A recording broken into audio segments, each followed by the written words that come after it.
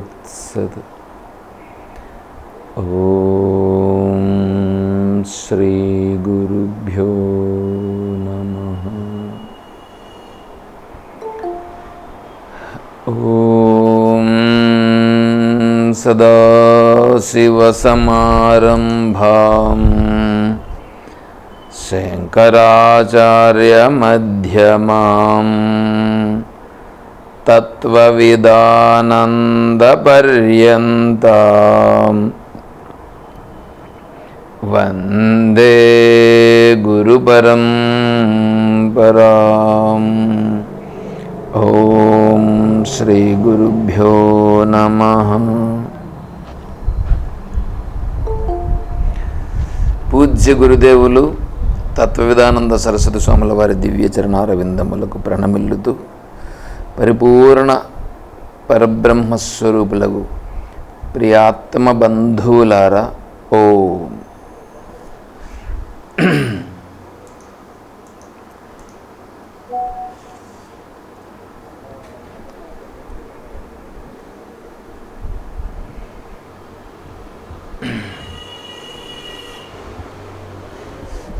శ్రీమద్ భగవద్గీత మనం 13వ అధ్యాయము క్షేత్రజ్ఞ విభాగ యోగం చూస్తున్నాం. అందులో జ్ఞాన లక్షణాలు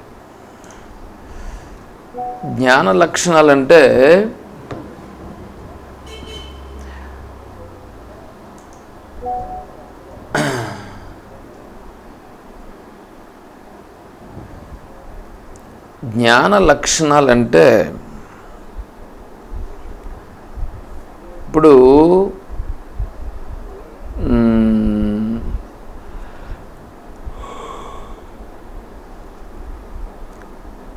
బంగారు ఆభరణం ఉంది మన దగ్గర. ఆ ఆభరణం ఏమైందంటే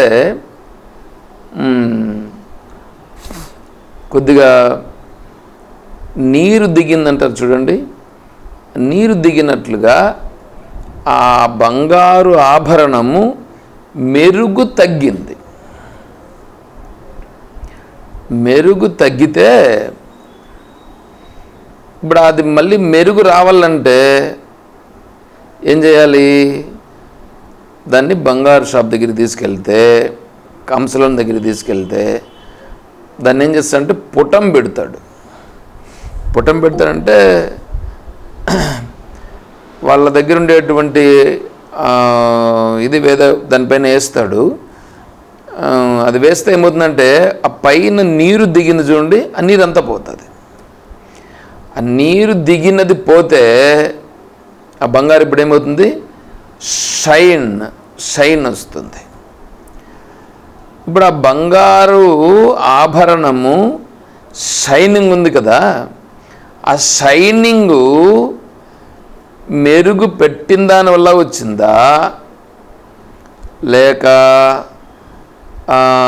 ఆ నీరు దానిపైన దిగిన నీరు నిందే ఆ నీరు పోయిన దానివల్ల వచ్చిందా, లేక బంగారు యొక్క సహజత్వము స్పష్టంగా బయటపడిందా అని 3 ఆలోచన చేసామని అనుకోండి.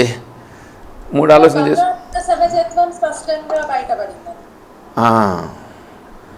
బంగారు యొక్క సహజత్వం స్పష్టంగా బయటపడింది. అంతే. ఇవంతా ఏమీ ఇదేం లేదు. ఏవి ఈ దాన్ని ఏమంటారు, నీరు పోవడం కానీ లేకపోతే ఆ షైనింగ్ వేరే దాని నుంచి వచ్చింది కానీ ఏమీ లేదు. అందులోనే ఉన్నటువంటి ఆ సహజ లక్షణము ఇప్పుడేమైందంటే బాగా ప్రకటమైనది. శంకరాచార్య స్వామి వారు ఒక దృష్టాంతాన్ని ఇస్తారు ఈశావాస్యోపనిషత్తులో. ఏమంటే ఒక శాండిల్వుడ్ గంధపు చెక్క ఇంటి ముందర ఉండేటువంటి డ్రైనేజ్లో పడిపోయింది. అది మనం గుర్తించలేదు, అది పడిపోయింది. అప్పుడప్పుడు డ్రైనేజ్ క్లీన్ చేస్తారుగా, అట్లా డ్రైనేజ్ క్లీన్ చేసినప్పుడు దాంట్లో నుంచి వాళ్ళు మట్టిని తీస్తే ఆ మట్టితో పాటుగా ఈ కట్టి కూడా బయట వచ్చింది. అంటే ఈ శాండిల్వుడ్ గంధపు చెక్క బయటపడింది. ఈ గంధపు చెక్క బయటపడితే మనం అప్పుడు గుర్తించినాం, అరే గంధపు చెక్క. ఇప్పుడు ఈ గంధపు చెక్క మంచి కాస్ట్లీ అది. సరే ఇప్పుడు ఏం చేసినాం, దాన్ని తీస్తే దాంట్లో నుంచి ఏం వాసన వస్తుంది? బురద వాసన వస్తుంది. ఇప్పుడు ఆ బురద వాసన ఉంది. మనం ఏం చేస్తామంటే దాన్ని తీసుకెళ్ళి నీట్గా శుభ్రంగా ఒక ట్యాప్ కింద పెట్టి నీట్గా ఆ నీళ్ళతో ఆ బురదనంతా కడిగేస్తాం. బురదనంతా కడిగేస్తే ఆ బురద వాసన కొద్దిగా పోతుంది. ఈ బురద వాసన కొద్దిగా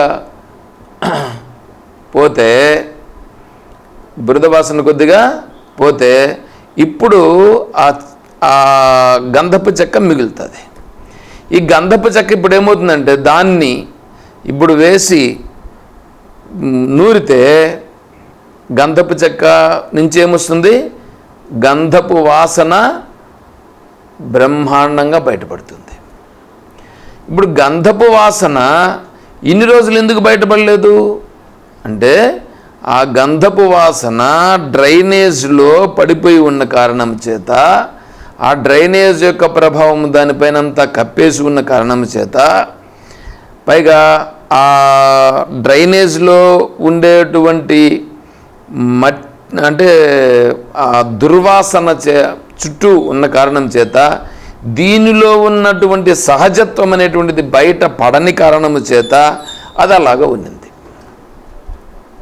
అదేవిధంగానే ఇక్కడ కూడా సహజంగా ఆత్మస్వరూపులమైనటువంటి మనము ఈ ఆత్మస్వరూపం అనేటువంటిది స్పష్టంగా బయట పడకపోవడానికి కారణమేమంటే దీనిపైన ఈ ఏ పనికిరానటువంటి దోషములైతే ఉన్నాయో ఆ దోషములన్నీ దీనిపైన ఆవరింపబడి ఉన్నాయి. అలా ఆవరింపబడినటువంటివి అంటే ఏ విధంగా అయితే గంధపు చెక్క పైన ఈ డ్రైనేజ్ వాటర్ ఉన్నట్లు, అదేవిధంగా ఈ బంగారు ఆభరణముల పైన ఈ నీరు దిగినట్లుగా మనకి ఏ విధంగా అయితే ఆ తత్వం అంతా కూడా కనిపించకుండా అణిగిపోయి ఉందో, అదేవిధంగా ఇక్కడ కూడా మన సహజత్వమైనటువంటి ఆత్మస్వరూపం అనేది ఈ లక్షణముల చేత ఈ దుర్గుణముల చేత బాగా ఆవరించబడిపోయి ఉంది. ఇప్పుడు మనం చేయాల్సింది ఏంటంటే ఒక్కొక్క దాన్నే వీళ్ళు ఏం చేస్తారంటే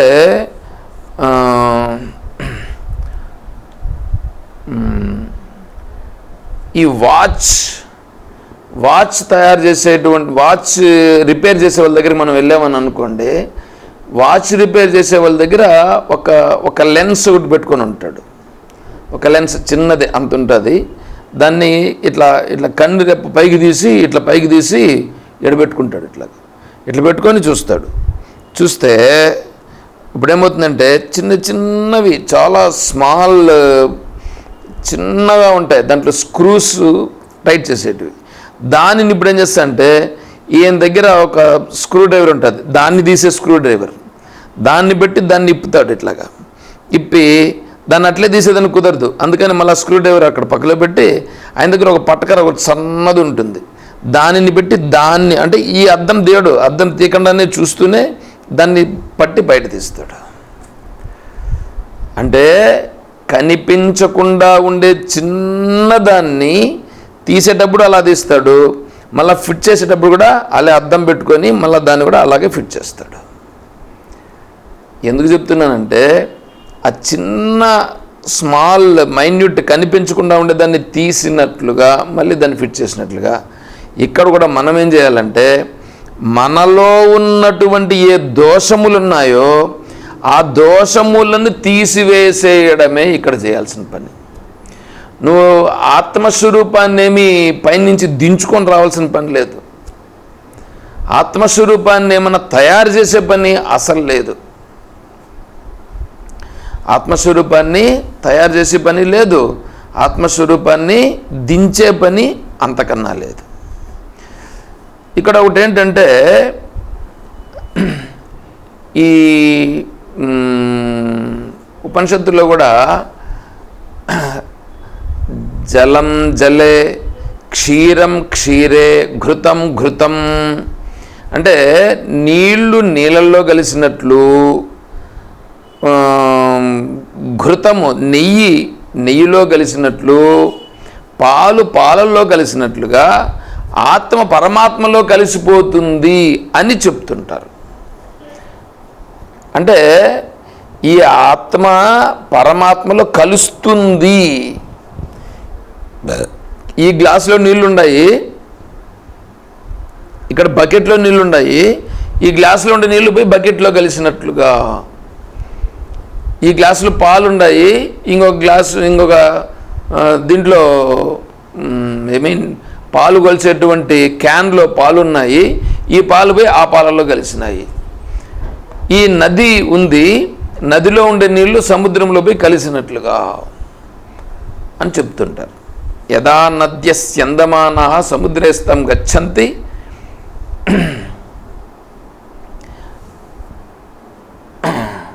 యథా నామరూపాద్ విహాయ తదైవోపాధి విలయే అని చెప్తారు.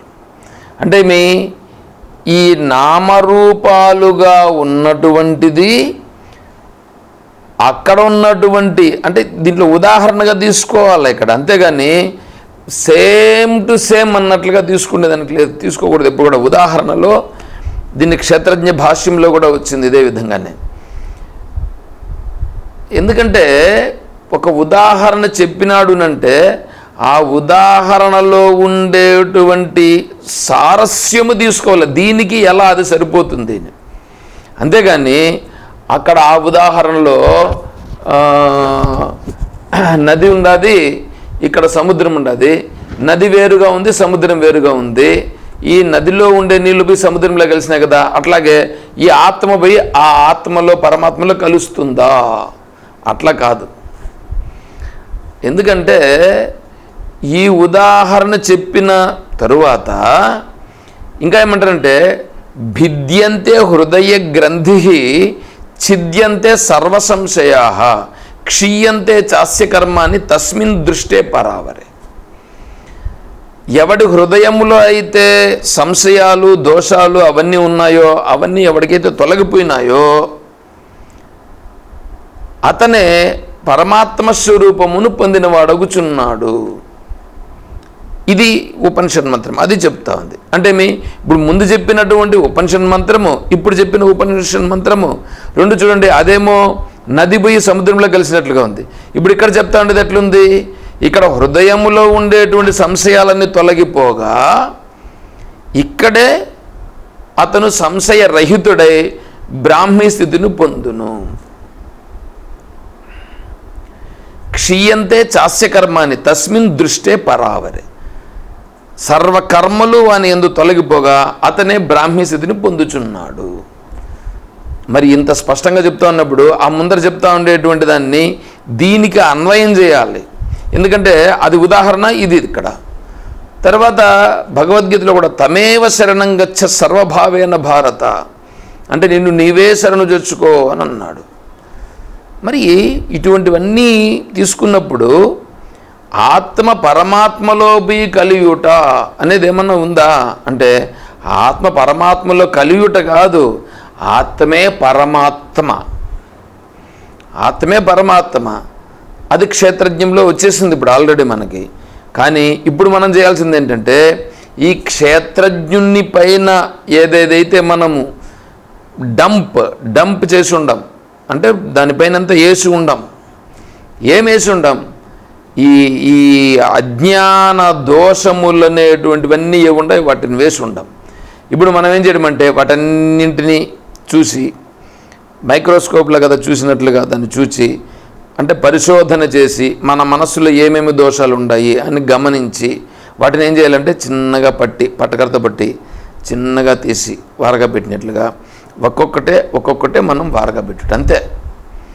అంతేగాని ఇక్కడ వేరే జ్ఞాన లక్షణములు, నేను శాస్త్రాన్ని చదివిన దానివల్ల నాకేమో వచ్చేస్తూ ఉంది, ఆ శాస్త్రాన్ని చదివితే ఇది వచ్చింది, ఏమీ లేదు. ఇది చూడండి, జ్ఞాన లక్షణములు అని చెప్తా అన్నాడు. జ్ఞాన లక్షణములు అంటే ఏదన్నా ఒక పెద్ద భారాన్ని తీసుకొని వచ్చి మన దగ్గర పెట్టుకున్నట్లుగా ఏమన్నా మన వెనకాల బ్యాంకులో ఎత్తుకొని పోయి మనం ఏం చేస్తామంటే మన దగ్గర ఉండే డబ్బులన్నింటినీ కూడా డిపాజిట్ చేసి దానిపైన ఫిక్స్డో లేకపోతే ఇంకొకటో ఏదో చేసి దాన్ని పెడతాం. లేకపోతే ఇంకా ఎక్కువ ఉంటే కన్నా దాన్ని ఏదో ఇంకొక చేసి దాన్ని లాకర్ తీసుకొని లాకర్లో ఏదో పెడతాం. అంటే ఇవంతా ఏమవుతుందంటే వీటిని అక్కడ ఎత్తిపెట్టి ఏదో చేస్తూ మనం ఏదో చేస్తుంటాం. అట్లేమన్నా ఇక్కడ చేస్తూ ఉంటామా? అది ఇప్పుడు మనం బ్యాంకులో ఫిక్స్డ్ వేసేదాని వలన దాంట్లోంచి ఫిక్స్డ్కి ఇంట్రెస్ట్ వస్తుంది. అలా ఏమన్నా ఇంట్రెస్ట్ వచ్చేటట్లుగా ఏమన్నా మనం ఇక్కడ మోక్షం అనేది ఏమన్నా వేరే వచ్చేదా అని అంటే అట్లా వచ్చేదేం కాదు. మరేంటి,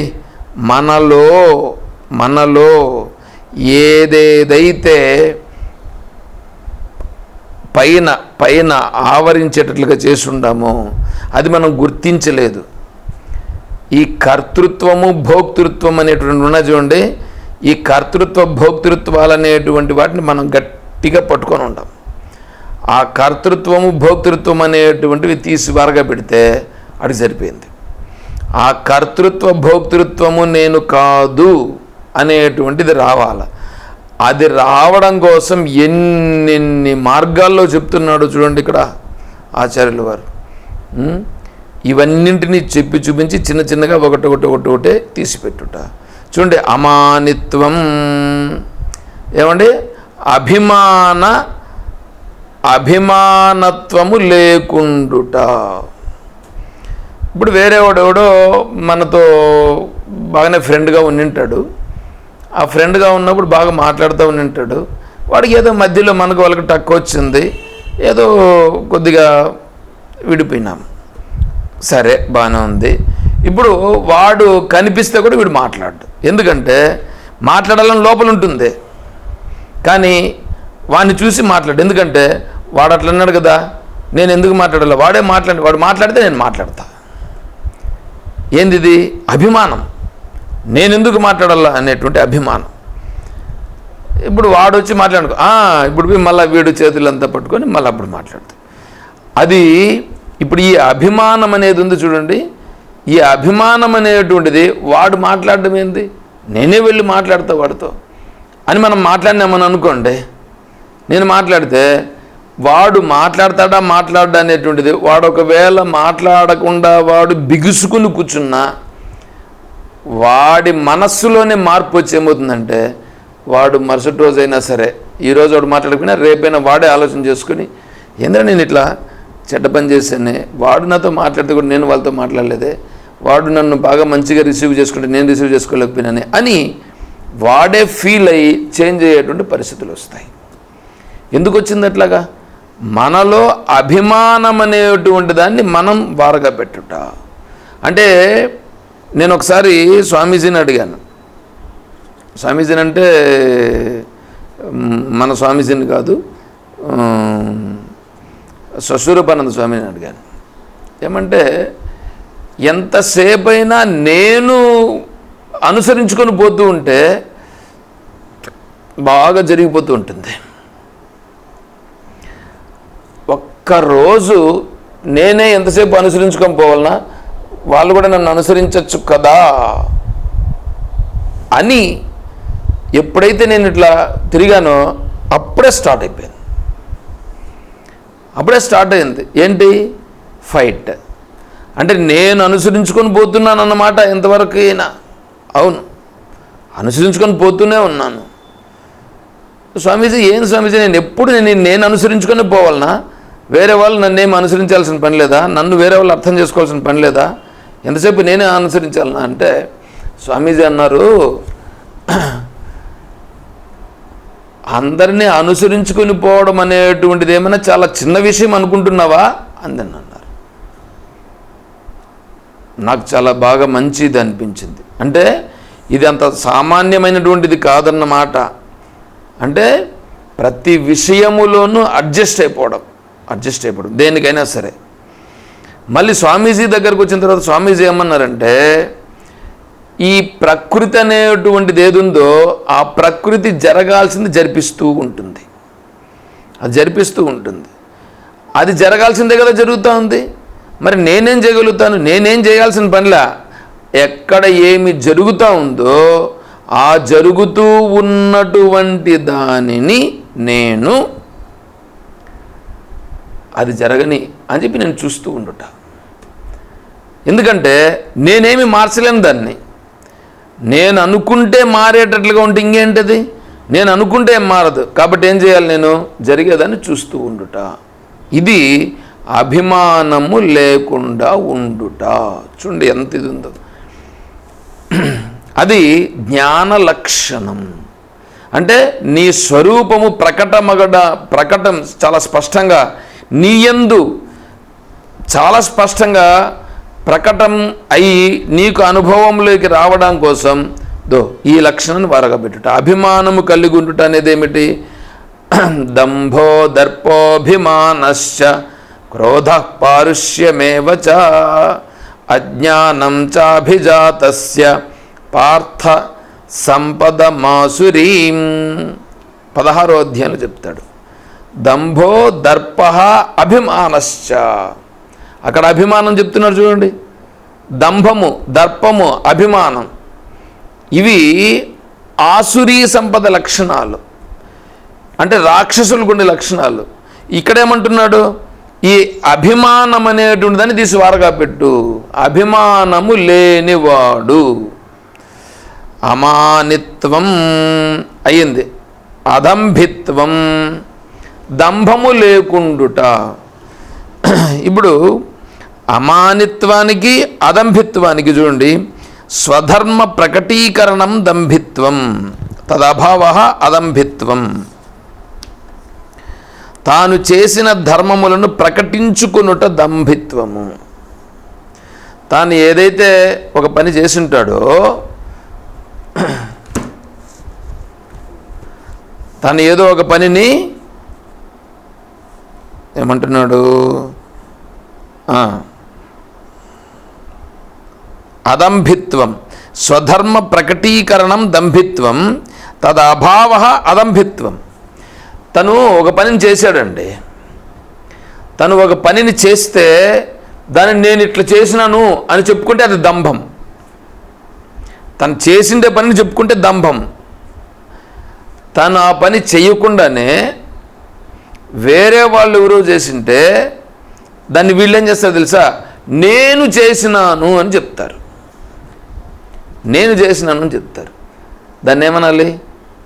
అది తను చెయ్యకపోయినా తను చేసినట్లుగా చెప్పుకొనుటను దంభిత్వం. అది లేకుండుట.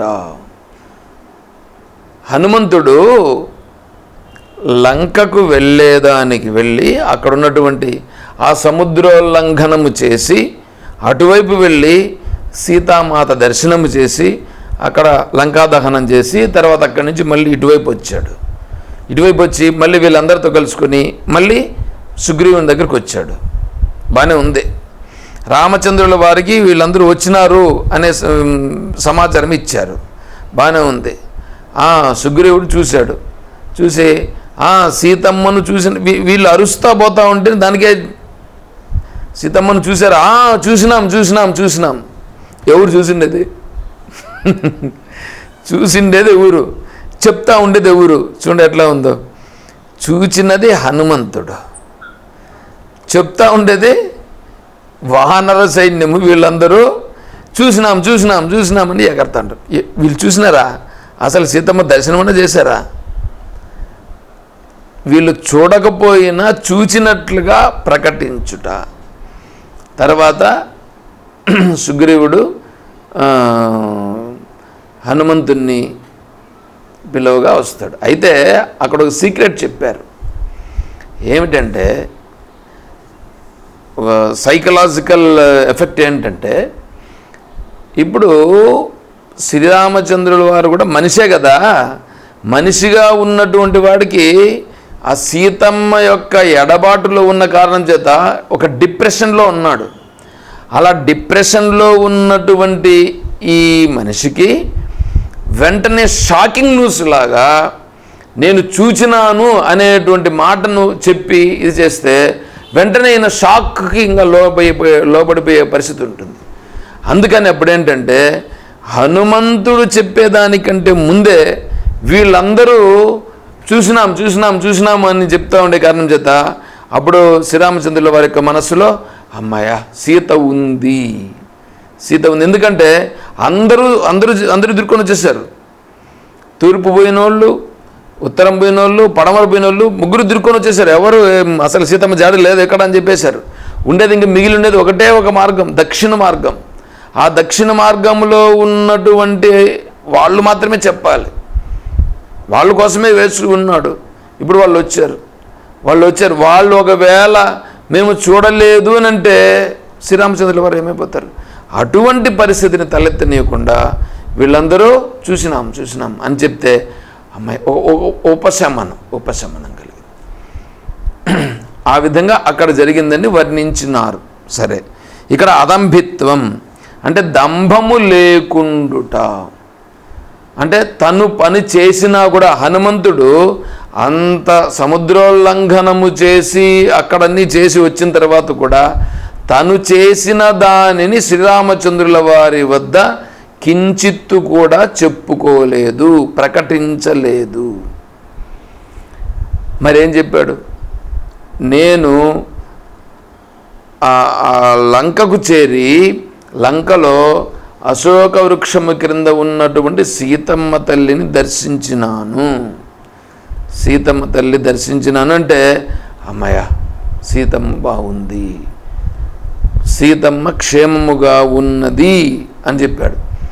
అప్పటికి శ్రీరామచంద్రుల వారు అప్పటికే కండ్ల వెంబడి నీళ్లు తగ్గిపోతాడు. ఓ అని అంటే ఆ సీతమ్మ నేను విడిచిపెట్టి ఎట్లా ఉన్నానా ఏమిది అనేటువంటి దృష్టితో అప్పుడు ఇంకా మాట్లాడి తన దగ్గర ఉన్నటువంటి సీతమ్మ యొక్క దాన్ని ఏమంటారు జడకు వేసుకునేటువంటి ఆ ఇచ్చినటువంటి దాన్ని తీసుకొని వచ్చి ఇచ్చాడు. ఇంకా దాన్ని చూసి ఇంకా బోరుని ఏడవడం మొదలుపెట్టాడు. చూడమని దాన్ని చూసి ఇంకా బోరుని ఏడవడం మొదలుపెట్టాడు. అంటే చూడండి, ఇప్పుడు హనుమంతుడు అక్కడ ఇంద్రజిత్తు వచ్చాడు, నన్ను బ్రహ్మాస్త్రం వేశాడు, బంధించాడు, దాంట్లో నేను ఇట్లా చేశాను, రావణాసురుడు నేను వార్నింగ్ ఇచ్చినాను, ఇదంతా ఆయన చెప్పాడా? లంకా పట్టణాన్ని కాల్చొచ్చినాను, ఇవన్నీ ఏమని ఏమనే మాత్రం కించిత్తు కూడా అక్కడ ఆ ప్రస్తావనే తీసుకురాలేదు.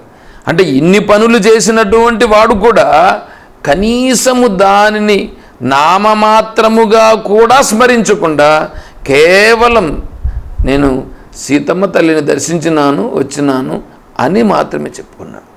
అంటే దంభము తన యందు ఏమనే మాత్రము ప్రకటించలేదు. అంత పని చేసిన వాడు కూడా ప్రకటించలేదు. ఆ విధంగా ఎవడైతే దంభము లేకుండా ఉంటాడో అంటే తను పని చేస్తాడు, చేసి కూడా తనేమి చెయ్యనట్లుగా ఉంటాడు. మన వాళ్ళు ఏం చేస్తారంటే 100 రూపాయలు ఇస్తారు, దైవ కార్యానికి 100 రూపాయలు ఇస్తారు. ఈ 100 రూపాయలు ఇచ్చి దాన్ని 100 సార్లు చూస్తారు. ఏమిటి? నా పేరు పేపర్లో వచ్చిందా లేదా. ఈ పాంప్లెట్లు వేస్తారు కదా వీళ్ళు, ఆ పాంప్లెట్లో ముందుకు వెనక్కి తిప్పించి చూస్తారు. పాంప్లెట్లో కూడా వీళ్ళు కూడా అట్లాగే తయారైపోయారు. అంటే పాంప్లెట్లో వీళ్ళు పేర్లు వేసేది ఎందుకంటే నెక్స్ట్ టైం మళ్ళీ ఇచ్చేటట్లు. కానీ ఇప్పుడు మనము దైవ కార్యానికి ఉపయోగిస్తున్నటువంటిది ఏదైతే ఉన్నదో ఆ